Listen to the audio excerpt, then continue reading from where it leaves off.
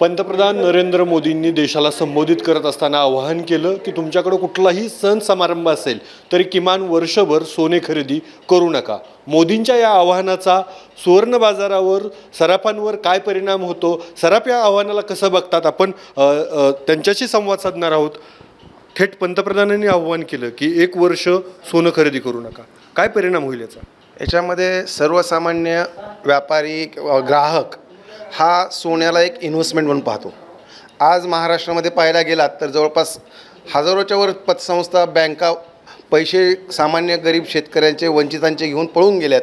त्यावरती सरकारनं काय ॲक्शन घेतली? आज लोकांचा बँकेवरचा, पतपेढीवरचा विश्वास कमी झालेला आहे. त्यामुळे जास्तीत जास्त ग्रामीण भागातल्या लोकांची सेविंग म्हणून सोन्याकडे पाहिलं जातं आणि सोनं हे जगामध्ये कुठेही मोडलं जातं. आज रुपया पाहायला जाताल तर आज तुम्ही चायनामध्ये जाऊन काही घेऊ शकत नाहीत रुपयामध्ये. अमेरिकेमध्ये त्या रुपयाला किंमत राहिलेली नाही आहे किंवा युरोप खंडामध्ये कुठंच नाही आहे. पण सोन्याचे रुपया काही ना काहीतरी कुठं ना कुठं पैसे येतील आणि जगामध्ये सोनं एक असा धातू आहे कुठंही त्याचे कॅश अँड कॅरी होऊ शकते.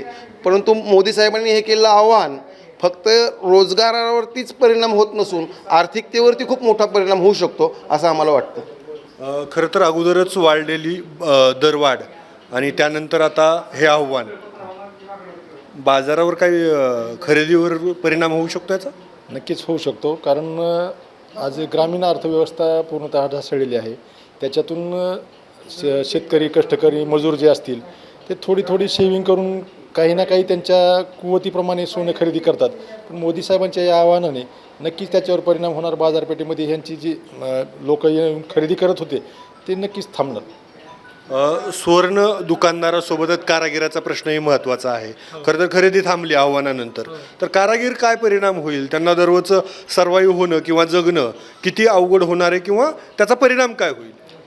आता कसं आहे माहिती का, सर्वसामान्य जे कारागीर आहेत त्यांचं घर पोट भागतंच ह्या कारागिरीवर, सोन्या चांदीच्या कामावर.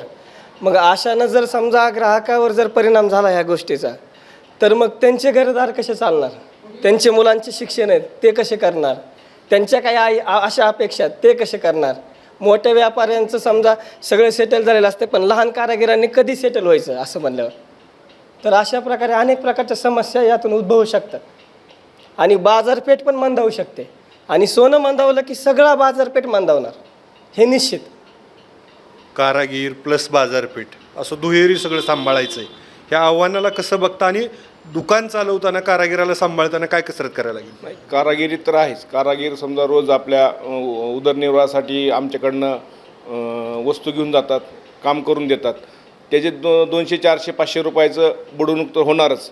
पण आमचं व्यापाऱ्यांचं पण खूप मोठं नुकसान आहे. आमचे बँकेचे हप्ते आहेत, कर्ज काढलेलं असते, बाकी दुकानचे भाडे आहेत, लाईट बिल आहे, हे पण हे करावं लागेल ना, आम्हाला बघावं लागेल. कारण गिराईक कमी झाल्यानंतर ह्या गोष्टी आम्हाला अडचणी येणार म्हणजे घेणार.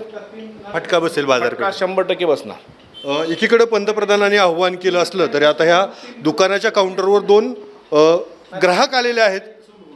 पंतप्रधान म्हणतात सोनं खरेदी करू नका. तुम्ही कुठलं घ्यायला आलात? आम्ही आमचं थोडंसं नीट करायला आलो. नीट करायला काय करायचं? नीट पोतोळ्या काय तुम्ही? सोनं तिकायचं आमचं हो पाहुणा आहेत. पाहुण्या मोदींनी सांगितलं सोनं घेऊ नका वर्षभर. पैसे नसल्यावर घेऊ नका. कशाला घ्यायचं? घेऊ नका म्हणून घेऊ नका ना. ऐकायला पाहिजे.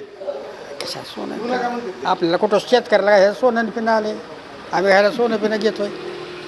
हा खरं तर शेतकऱ्याचा प्रश्न आहे. सर्वसामान्य माणसांची खरेदी खूप कमी असते. मात्र दुसरीकडे बघायला गेलं तर कारागीर असतील, व्यापारी असतील किंवा एकूणच सुवर्ण बाजार असेल, या आव्हानाचा त्यांच्या दररोजच्या व्यवहारावर फटका बसू शकतो आणि कारागिराला दैनंदिनी त्यांचं दररोजची रोजीरोटीचा प्रश्न देखील निर्माण होऊ शकतो. अशा प्रतिक्रिया बाजारातून उमटत आहेत. अप्पासाहेब शेळके, एबीपी माझा, धाराशिव, कळंब. एबीपी माझा, उघडा डोळे बघा नीट.